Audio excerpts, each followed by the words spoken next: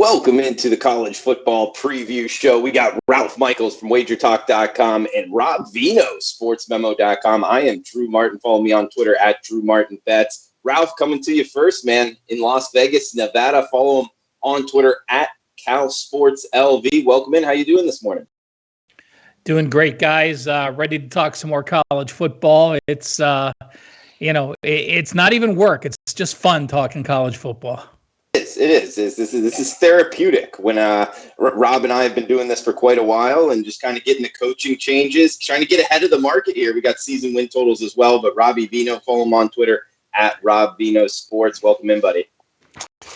Welcome to you, Drew. Happy Tuesday. I'm glad to be back, guys. We get to do this once a week. It's kind of a respite of sorts to be able to be on a podcast and do a little something here. So, like Ralph said, labor of love when it comes to college football. I saw some positive things in the press yesterday that maybe we get college football as early as September, maybe October. So I keep my fingers crossed and try to stay positive with this. Hopefully we do get it at that time.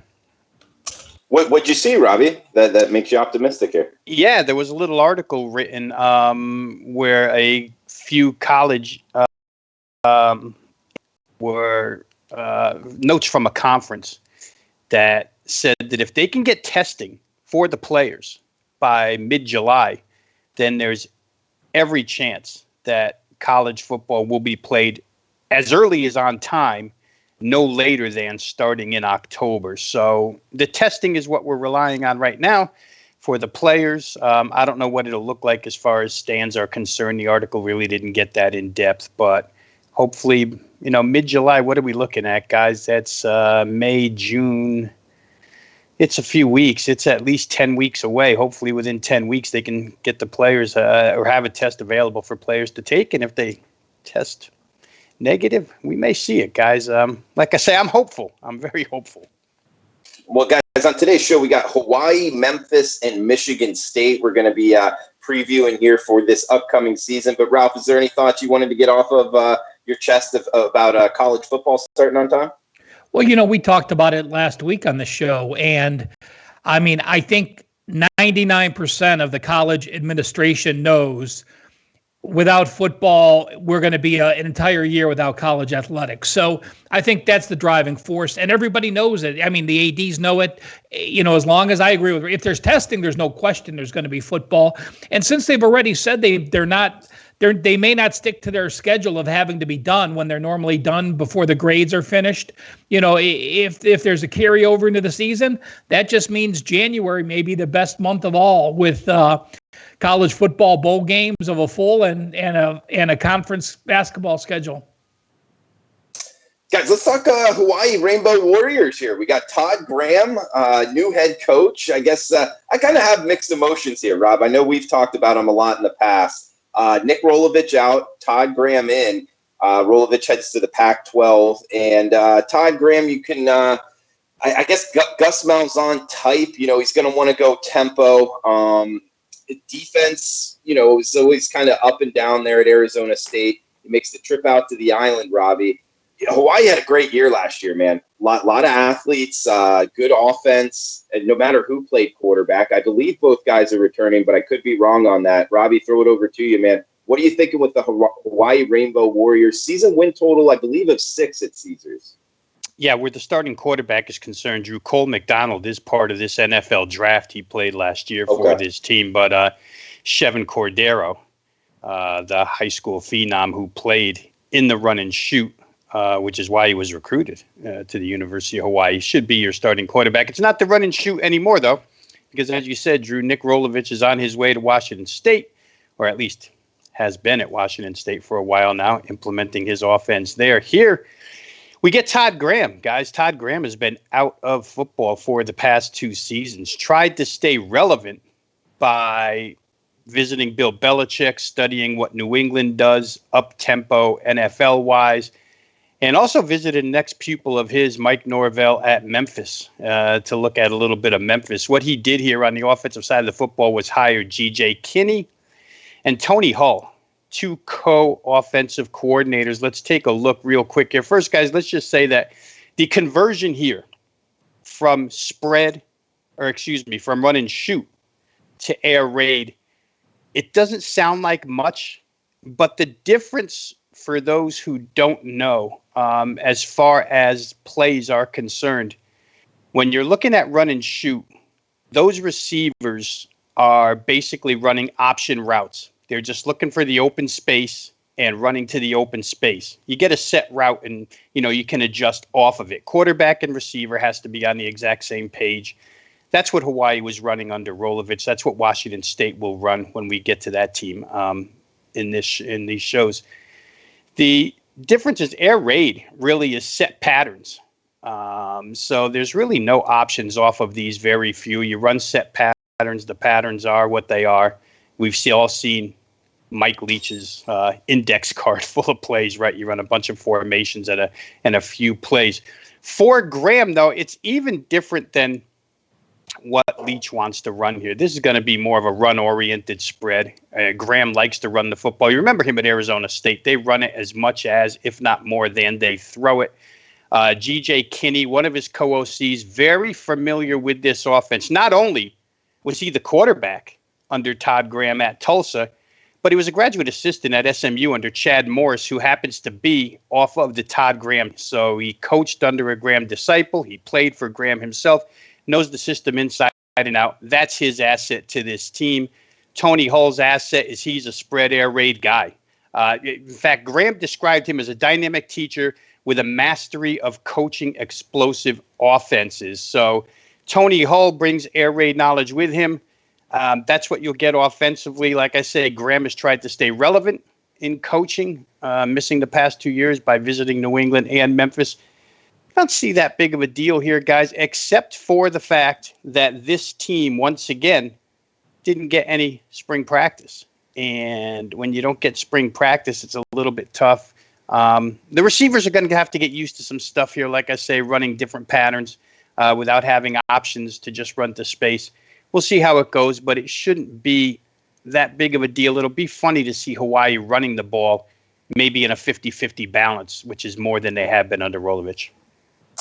Yeah, good stuff there, Robbie. And Ralph, Rob, broke it down real well. No spring practice with a new head coach, though. We've talked about this in prior videos. That's not necessarily a good recipe, at least for betting on the team early. What are your overall thoughts here of the Hawaii Rainbow Warriors for 2020, man? I've got a question for Rob. Yeah. Rob, how about if I told you this? Mm-hmm. Hawaii last year ran the ball 400 times, and they passed 580 times.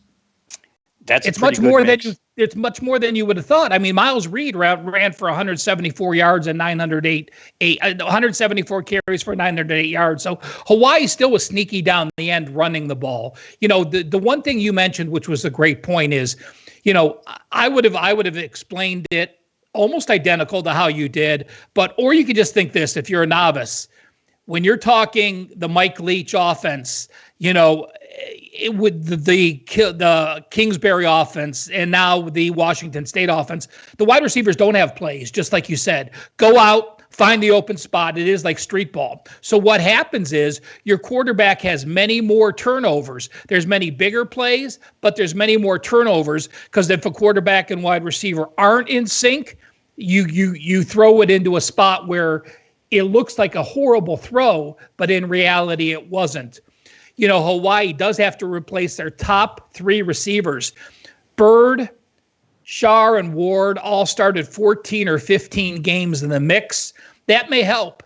If you're bringing in wide receivers that have been in a system for multiple years, is it harder to change them, or is it harder to teach a new group of wide receivers, a new scheme? So we'll see what happens there. I certainly am concerned about him being out of football for 2 years. The game changes so frequently. You look at Hawaii's schedule. Drew, you had mentioned that the win total is 6. I do want to remind people Hawaii is one of the 2 teams this year that play 13 games like they always do. The only other team this year playing 13 games is New Mexico. And we'll just take a quick teaching moment. If you are playing Hawaii on the road, the NCAA allows you to play a 13th game to recoup the money of traveling there. So New Mexico did decide they wanted to play that 13th game. I have Hawaii winning 6.13 games, just over that win total. You look at their schedule, they're going to be a double-digit dog 3 times. They're going to be a significant dog 2 times. But on the same flip side, they're going to be a double-digit favorite 4 times and a solid favorite 3 times. So that with the schedule, actually, even with the newness of the teams, before we move to defense, has me leaning over. The other thing I want to say on offense is, Cordero is a guy who threw for 49 passes 2 years ago. He made 3 starts last year. Cole McDonald, an NFL quarterback in the draft, actually got pulled a few games. That Air Force game, he got pulled, and they brought in Chevan Cordero, and he moved the ball, and he made the game close. So you have an offensive line that has to learn how to block. They're very experienced. But overall, on the offensive side, you are only returning 44% of your production and 6 starters. Overall, Hawaii is number 103 in returning production. And you have to remember, it's very tough to recruit. Last year, Hawaii was number 116 out of the 130 teams recruiting. This year, Hawaii is number 127. There's only 3 teams that recruited poorer than Hawaii because it's very tough to get legitimate football players to go to the islands. Yeah, it's an interesting recruiting dynamic they have. And you're right, they haven't recruited that well of late, but they have played well.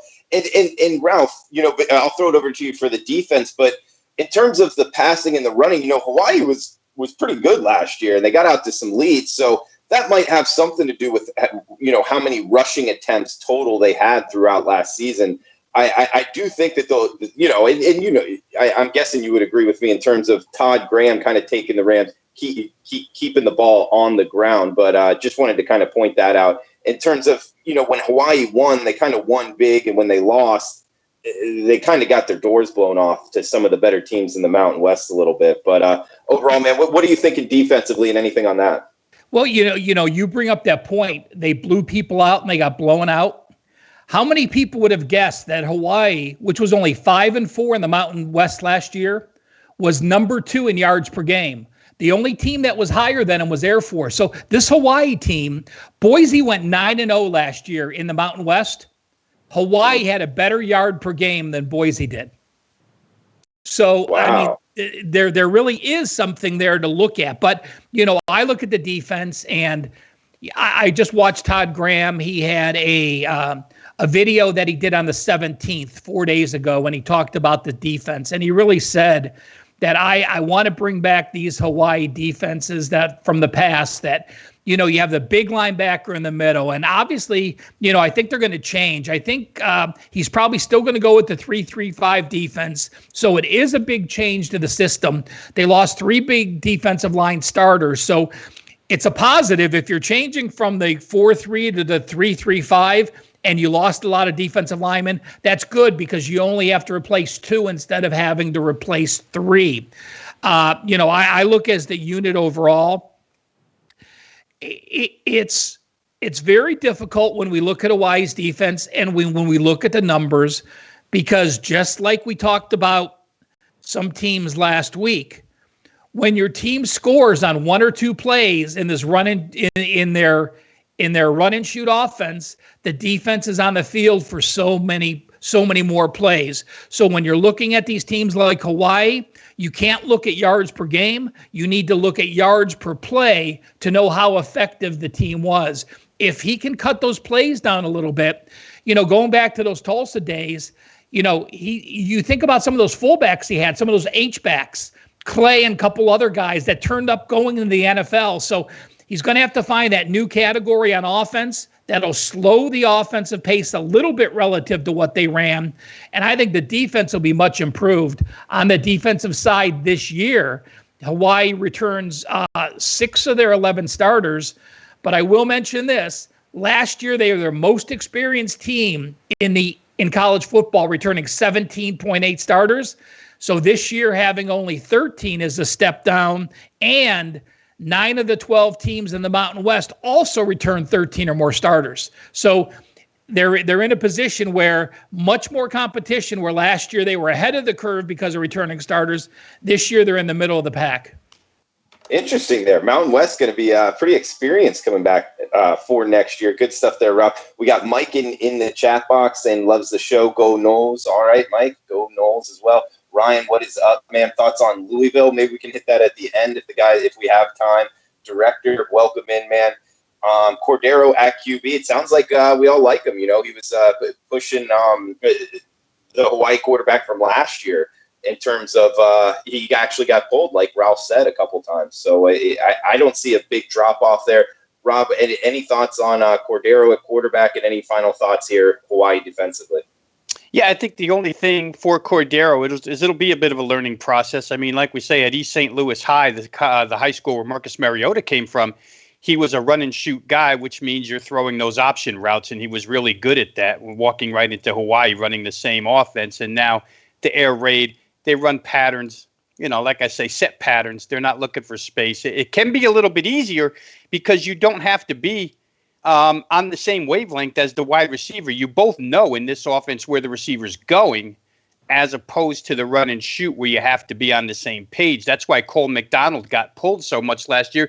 3 interceptions, a lot of interceptions, not necessarily his fault, just thrown to a space where he thought the receiver should go, and the receiver didn't go. But Cordero's certainly a highly touted prospect and shouldn't have any problem here.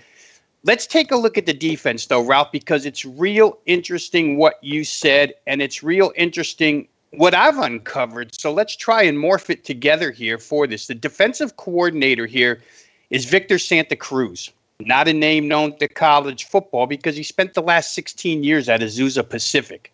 What did he do at Azusa Pacific? He's a Dick Tomey disciple, and he ran the Desert Swarm defense. When's the last time we heard of Desert Swarm? We really hadn't. I looked it up to try and figure out the last head coach who ran Desert Swarm 4-6 style defense, and it was Army back in 2011. So Santa Cruz wants to bring a lot of those, what they call double eagle flex principles to this offense, whether or not it's going to happen this year. And I think it's interesting what Ralph just said about Todd Graham 4 days ago stating what he wants to do with the defense this year. That could very well be because of the fact that they missed all of spring practice. It would be real hard to implement 4-6, but it's all Santa Cruz knows. It's why he was hired, and it's what he does. So perhaps future down the road, we're going to see this Desert Swarm style defense. Most colleges right now, when they're undersized, like Hawaii is, you know, we get these conferences, Drew, the Sun Belt, the Conference USA, Mountain West, undersized defenses can't get a defensive line rotation of 8 or 9 guys. So they go to these 4-2-5s to try and combat the spread. They've been popping up all over the country the last half dozen years. This defense actually, from its base set, can morph into one. I had to do a lot of reading up on this Desert Swarm defense again, because like I say, we haven't seen it in a long time. But through one substitution, it becomes a 4-2-5. Simple philosophy. What's up, guys? Jarrett Smith from Sports Grid urging you to get on the grid this Thursday night, 8 p.m., live NFL draft coverage. Our Pro Football Today crew, Mike Blewett, Ariel Epstein, Dane Martinez, they will guide you through what will be a philosophy here. What they try to do, because they lack size, is get numbers up front through the first 2 lines of defense and get immediate penetration. If you can get quickness up front, shoot gaps, you can get into the backfield before. Very exciting NFL draft. Then we're going to do it again on Friday. We're going to run it back 7 to midnight, 5 hours for rounds 2 and 3. That's 9 hours of live NFL draft coverage coming to you this week. I myself will be focused on the AFC South, Jaguars, Titans, and develop. Its strength really is stopping the run, which Hawaii wasn't good at last year. And it's kind of as good if you have man-to-man corners, you're good at defending the deep passing game because you're getting to the quarterback before he can release. Where it becomes a little bit short-handed is up-tempo, quick slants, quick screens, stuff like that. Colts, the Jags pick twice in the first round. The Titans have a pick at the end of the first round. And then the Colts, keep an eye on them for Jordan Love. They pick, I believe, you had it. What's up, guys? Jarrett Smith from Sports Grid urging you to get on the grid this Thursday night, 8 p.m. It's live NFL Draft 2020 coverage hosted by our Pro Football Today crew. Mike Blewett, Ariel Epstein, Dane Martinez. They will guide you through what is going to be a twisty-turvy, turbulent NFL draft. Where will Tua Tagovailoa land? Could be the Dolphins, could be the Chargers, could be a mystery team. Also, some other picks, especially the other quarterback, Justin Herbert. And I can very clearly, well, they need the money. I mean, they have to have the money. Now, they get UCLA at home. So, to me, looking at the schedule, Arizona, to me, is a blow-off game. You're going to have to travel on the road. You're playing a Pac-12 team, and you have a Pac-12 team at home the next week.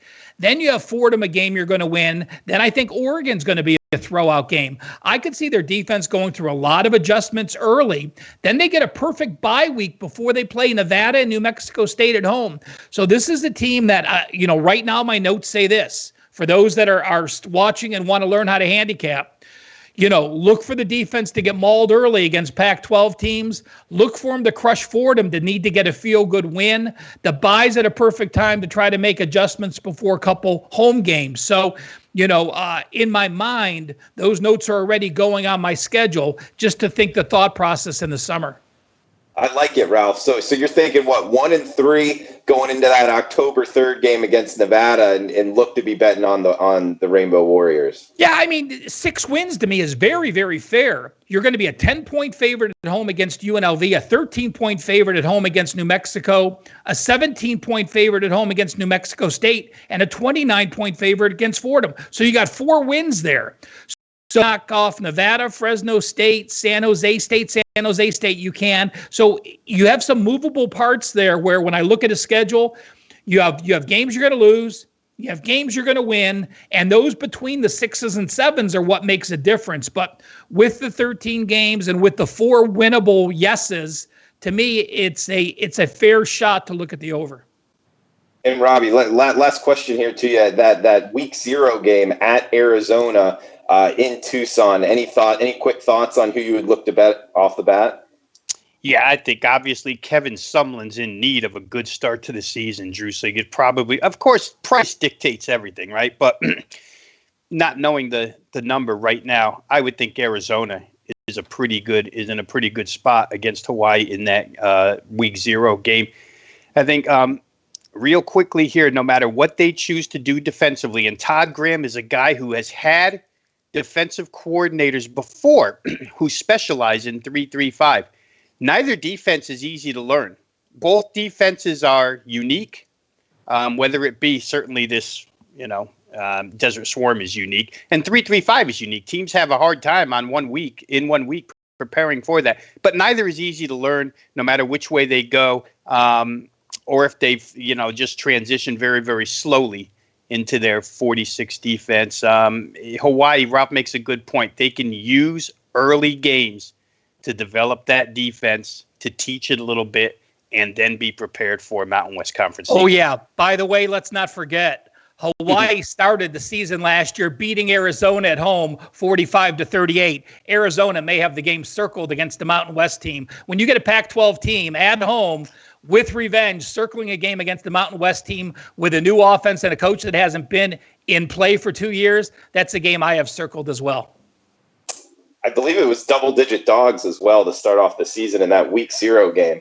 That was a fun one. We got next team up, guys, and we're going to have to hit it, offense and defense in the same section here, guys, just because of time reasons. But we got the Memphis Tigers up next in the AAC. Of course, last year, getting off that big win, 15-10 against Ole Miss, finished the season 12 and had that an up and down game against Penn State in the Cotton Bowl. But overall, a great year here for Memphis. Ralph, starting with you, man. Obviously, coaching changes. Norvell goes for the money and heads to Tallahassee, and I believe they promote within. Silverfield takes the head coaching job. A guy I really don't know anything about, Ralph. What are you thinking for Memphis this year, man? Well, number one, keeping it within the program and keeping the system save their recruiting class. And again, I'm big at 2-year looks at. So Memphis last year was number 67 in the country. That was number 2 in the AAC. This year, Memphis was number 67 in the country. So when you lose a coach that won you a double-digit wins, and you can hire from within and keep the same recruiting class, to me, that's a huge coup. That is like getting a couple starters back because it's such a big deal. Memphis last year, going into that great season, had 14 and a half returning starters back. This year, Memphis is number 29 in experience, having almost 69% of their offense, 70% of their defense. They have 14 returning starters, including, again, an all-caliber quarterback. When you look at the Vegas win total this year, the numbers, I have Memphis at 8.46 wins. So I have them down a little bit. Some people opened up Memphis at 10. Some people had them at 9. Caesars actually opened them at 10 here last week. I look at them and I look at the numbers. Their stats didn't impress me as much as their record did.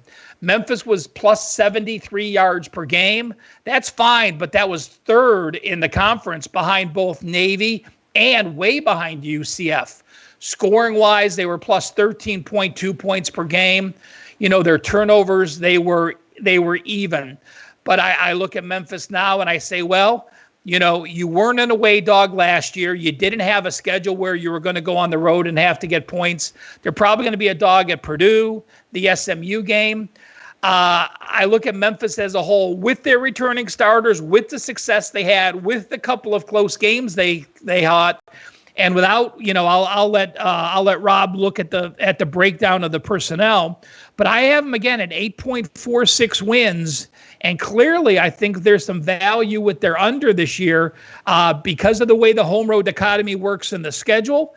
Last year was the easier part of the schedule. This year it's down at at Purdue, at SMU, at Cincinnati, at Navy, and at Tulane. And I know we write off Tulane, but I'll tell you what, just a note, Tulane actually had a better recruiting class this year than Memphis did. Cincinnati was number 1. Tulane was number 2 in the AAC in recruiting. Cincinnati 3 and UCF 4. So a surprising look when you look at the top 4 in recruiting. That is really surprising. Those 3 teams ahead of UCF, and plus the fact this upcoming year, Memphis' schedule is a lot easier, Robbie. They have an off week before their October 16th game where they host UCF. They also host Temple, the team that beat them last year. This Memphis team, if anything, talent-wise, anything near last year, I think that they could be pretty good again. Robbie, you with us, man? Ralph will probably have to just go we lost Robbie here. No problem. I guess so. Again, number one, you got to mention Brady White. I mean, 33 touchdowns, 11 interceptions, 4,000 yards, 9.5 yards attempt.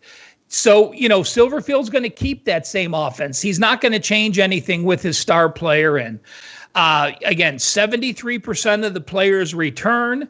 The offensive line is going to be a strength this year. 43 returning starts on that. I look at, I look at their schedule, and if they have someone that can be the next wide receiver guy, Coxie is a guy that could have left for the NFL. DeMonte Coxie, 2,400 yards in 50 years. If they find that second stud receiver, their offense is going to be dynamic. That's my biggest concern for them, finding that second, third, and fourth wide receiver for Memphis. And then again, they're key on defense. 8 returning starters, and I am a fan of Mike McIntyre. When you can get a person who was a head coach in Pac-12 football, and Mike McIntyre's record wasn't great at Colorado.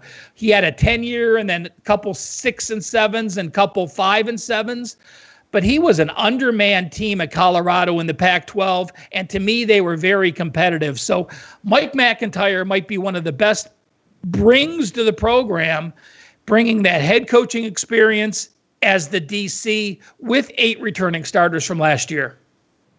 Yeah, absolutely. That's a great get. And he did good as a defensive coordinator after his Colorado head coaching here. Robbie, throw it over to you, man. Quick thoughts on Memphis here. I think the schedule sets up pretty well this year for them. Yeah, without knowing exactly what Ralph said, so I will try not to be repetitive here. Offensively, Drew, I don't think it's that big of a deal. Silverfield's the head coach. He was the head coach for the bowl game. Kevin Johns called the plays in the bowl game, was the quarterback's coach last year. You get a taste of what they're going to do by watching that Penn State game last year. Should be the same offense here. Don't see much change. The defensive side, I did catch Ralph talk about Mike McIntyre a little bit. Hey, listen, the guy's going to convert into a 3-4. For those of you watching, I'm probably repetitive with this. Do yourselves a favor if you really want to know what these 3-4 defenses are. In modern day football, in college, they're called tight front. It's something that was developed in the Big 12, I think by Mike Gundy, to combat spread offenses, but they call them 3-4 tight fronts now. They're used to stop these spread attacks. Mike McIntyre's defense is real good at it. Outside linebackers are the key. You have to be able to disrupt. You have to be able to create pressure, and then they use the back end to feed off of that. Just look at the increase in production last year for Mike McIntyre as the Mississippi defensive coordinator. That was a defense that was in ruins the year before, right? Mike McIntyre steps in for head coach Matt Luke. The defense improves by 84 yards a game rushing. The defense improves by 67.5 total yards per game. They get 8 more sacks, and they get 3 more interceptions. All those numbers are what these types of defenses are trying to create. Mike McIntyre's been real good on the defensive side of the football the last few years, so I agree with Ralph. This is a good hire. Memphis, a defense that when we last saw them against Penn State, wasn't one that can step up in class. They're very good at the, bullying, so to speak. But this year, they might be a little better stepping up in class under Mike McIntyre's guidance. This team, I'm trying to look here real quick, guys. Memphis was unable to have a spring practice.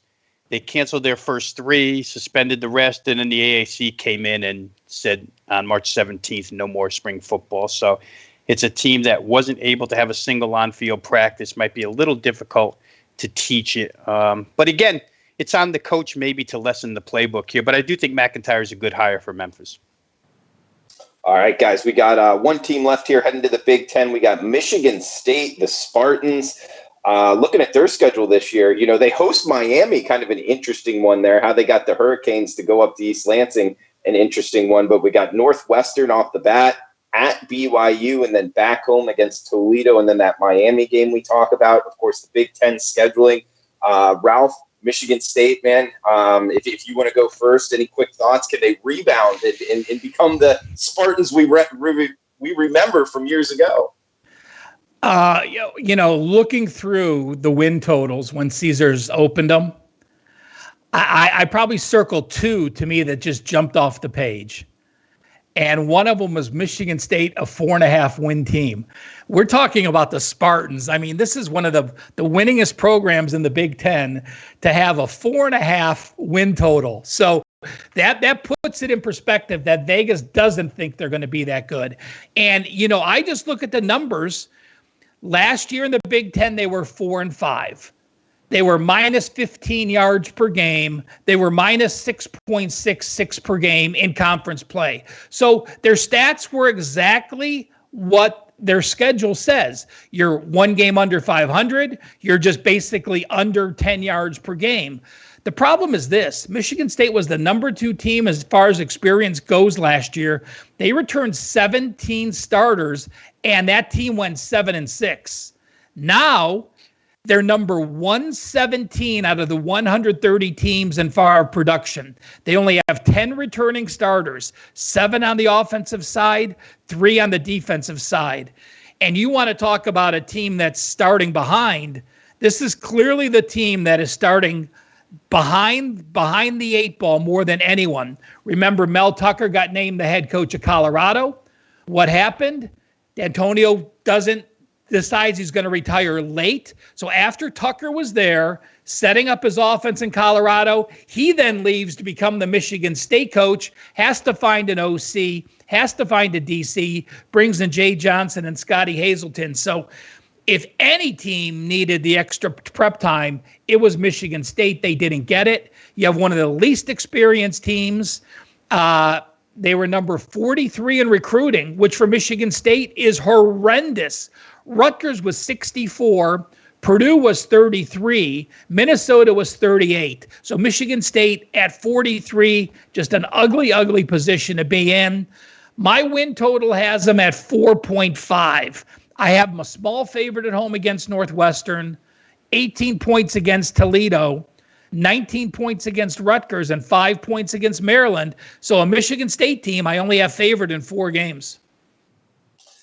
Robbie, a great breakdown by Ralph there. And I'll tell you, Michigan State, in terms of looking at last year and that stretch run they had of Ohio State, Wisconsin, Penn State, Illinois, and Michigan, losing all 5 of them right in that stretch.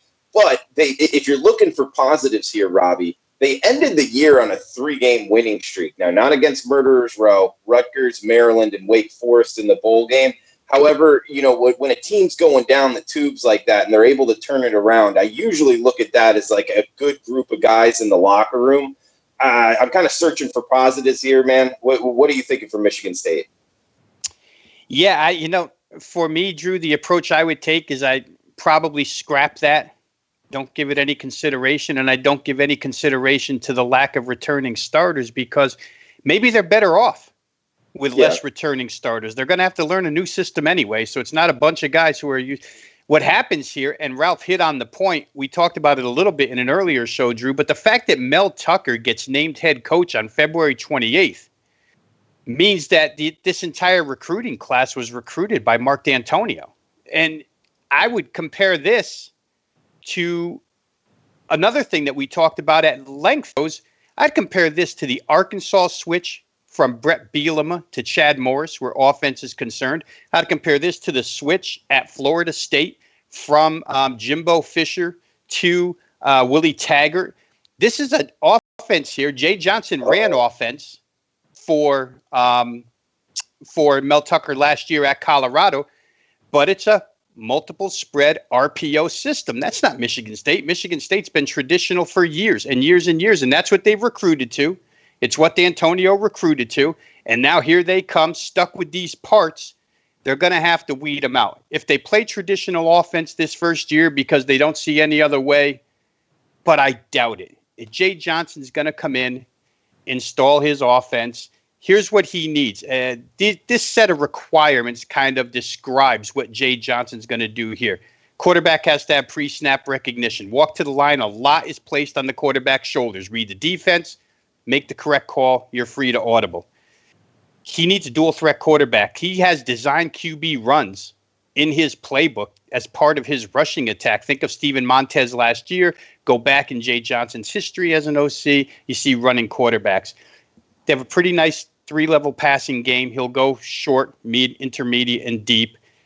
Last season, he put a few air raid concepts into the playbook. I think because if you go back and read his quotes, he had a lot of faith in Steven Montez's ability between the ears. So they threw some air raid concepts in there, and they'll use different tempos. Boy, Michigan State's none of that, Drew, offensively. 0 spring practices. I just think that this late hiring of Mel Tucker and the fact that D'Antonio had the recruiting class to himself really puts them behind the 8 ball. Defensive side of the ball, since we're going both at once, Scotty Hazelton brought in from Kansas State. He's the DC last year. I'll paint this picture for you guys, and you tell me what you think their defense is going to be. Scotty Hazelton spent the last 3 seasons under ex-North Dakota State head coaches Craig Bohl and Chris Kleiman. Scotty Hazelton spent 2007 to 2011 at North Dakota State working under Craig Bohl. 8 of his last 13 coaching seasons have been under these 2 North Dakota State head coaches.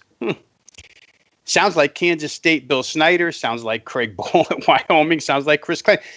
The defensive system that he uses, 4-3.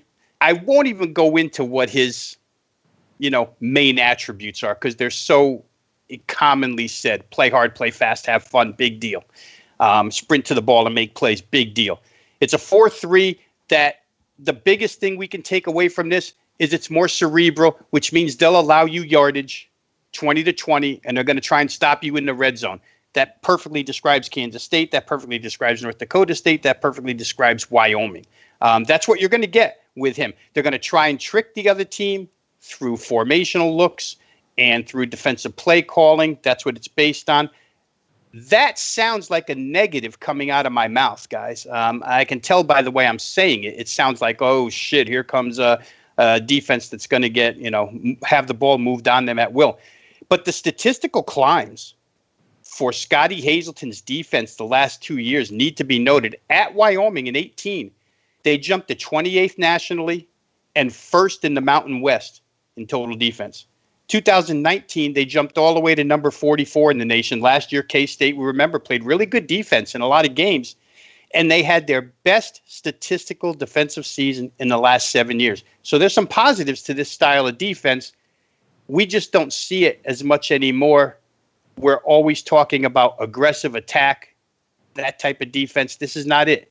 This is, playbook, have to be smart, get your head into it.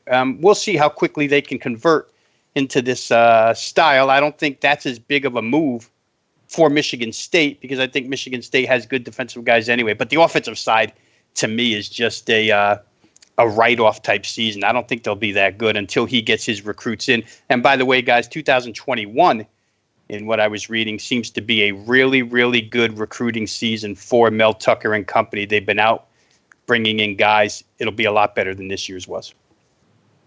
Ralph, you're a Big Ten guy, man. Looking at this Michigan State schedule, Northwestern, BYU, Toledo, Miami, then getting into the nuts and bolts of the Big Ten scheduling, kind of a late bye week here. And they got Indiana and Minnesota before that bye week. I don't think that sets up real well, but 4.5 wins. Do you have any kind of early lean on that for Michigan State?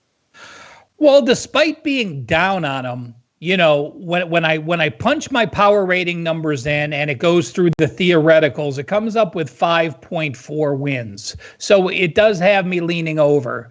But, you looked at the schedule. They are the number 3 toughest schedule in the country this year. Yeah. So when I put in my database and I update my power rating numbers and the home field edges, it goes through and it pulls everybody's schedule based on those power ratings. So Michigan State, when you're playing a Big Ten schedule and then at BYU and Miami of Florida and Toledo, when Toledo's your weakest game, you're going to have a top 10 schedule. Again, I have them favored in 4 games. The Miami game, I have them as a pick'em. I have them as a 0.4 underdog. The BYU game, I have them as a pick'em. I have them a 1.3 underdog. Minnesota, I have them as a 4.5 home dog. So there are winnable games. But, Rob brought up a point and he says, I don't know if he'll bring in his entire new offense and defense this year because he was so late. To me, you absolutely have to. You are getting a 1-year reprieve. Everyone knows they're not going to win the Big Ten this year. This is the year to tank. This is the year to bring in your system, start fresh, play a lot of young guys that you think can change into your system from the recruiting class you have. Next year, start looking for a couple JUCOs or a couple guys that can add more experience. Your recruiting class is going to be getter. So to me, I absolutely have Michigan State, even though my numbers say 5.4, I think they're going to play young guys. I think they're going to change schemes. And unfortunately, it's very important to know when you're playing those games that fall between the threes. Well, guess what? Your first road game of the year is at BYU in altitude against a team that's very experienced. And then you come home, and between Toledo and Iowa, you have the Miami game, another pick'em game. So a new scheme, fewest returning starters in the conference, a coach who didn't sign until basically March 1st, and your toughest pick'em games are early in the year. That's a negative. That says, even though my numbers lean over, it's not an over I'm going to bet. To tell you how bad Michigan State finished last year, their last 12 games as a home favorite, 2-10 against the spread. Their last 8 games as a dog, 0-7-1 against the spread. Wow, it's rough, Ralph. Good stuff, man. Great show. And Robbie, man, any closing thoughts here on Michigan State, Hawaii, or Memphis that you wanted to get out there to the watchers? Yeah, where Michigan State's concerned offensively, I agree 100% with Ralph, and it's why the lack of returning starters really don't matter here. These kids who aren't returning starters didn't have a lot of time in Mark D'Antonio's system anyway, so they're not dead set and running one way. You get to those kids really quick and change your offensive system. There's a lot of red shirts on this roster. So I think offensively, Jay Johnson's going to do what Jay Johnson does. We laid it out for you. That's what you're going to look at as far as offense is concerned. They just don't have the pieces. And like I said to you earlier, guys, it really is comparable to Chad Morris having to come in and take over Brett Bielema's stuff. It's very comparable to Willie Taggart having to come in and take over Jimbo Fisher's stuff. It's not easy. And we saw in both of those instances, it didn't go well first year for those offenses. I don't think it'll go well here. Hawaii's just going to be an interesting case study here, guys. I think let's keep an eye on what they do defensively for sure. I think of the teams that we talked about here today, the one that's in the best shape, obviously, is Memphis. They can start the offensive engine, no problem. Defensively, Mike McIntyre, he gets along great with the kids, too. Boy, there's a lot of Mississippi quotes from last year where the players loved playing for Mike McIntyre. So I think of the three we talked about, Memphis certainly in the best shape of all these. The point spread, once again, the great equalizer. So I don't know that we're saying, individual games, run out and bet Memphis every single game. Let's look at the numbers. But certainly from a standpoint of who's best off right now, Memphis is better off than both of these teams. And guys, remember at 3 o'clock, we got Mark Lawrence on with the Prez on Meet the Exports. So that's 3 o'clock right here on the Wager Talk YouTube channel. Also, shout out to Abel. Thanks for chiming in, buddy. Twatty Latte saying Veno knows his stuff. He absolutely does. Perfect rotation says he's losing his mind without having sports. Yes, we are as well. Ryan talking about the draft here and what quarterbacks will be drafted. Montez, do you guys, Ralph, do you think Montez will be drafted? Also, the old Hawaii quarterback, you think these guys will be drafted in the draft? Yeah, I don't. They're system quarterbacks, and not that saying a run and shoot quarterback can't have success. I mean, look at Patrick Mahomes, but I think that that those guys are going to be around and you could pick them up after as free agents, so you're not going to waste a draft spot on them. That's just my thought. But I tell you what, I don't want to even pretend to be a draft expert because I look at first round things that are bettable. And after that, I didn't even look at the later rounds and try to guess who will be drafted, nor do I pretend to know how the college athletes translates into the NFL potential. So I play a little bit ignorant. I do the first round. I bet the first round, obviously. We'll talk about that more Thursday on the show. And I'll basically go through everyone that in what I bet and what I released in pools for my first round, give that information out and see if it could help people on Thursday. Guys, come back and join us Thursday, 1 o'clock Eastern, 10 o'clock Pacific time, 10 a.m. Pacific, right here on the YouTube for Wager Talk. So same time, same place, 1 o'clock on Thursday. Guys, 3 o'clock Eastern time, we got Mark Lawrence and the Prez. So come back and join us just a short period of time. Thank you, Rob. Thank you, Ralph. Guys, best of luck with your bets, and make sure to remember to wash your hands.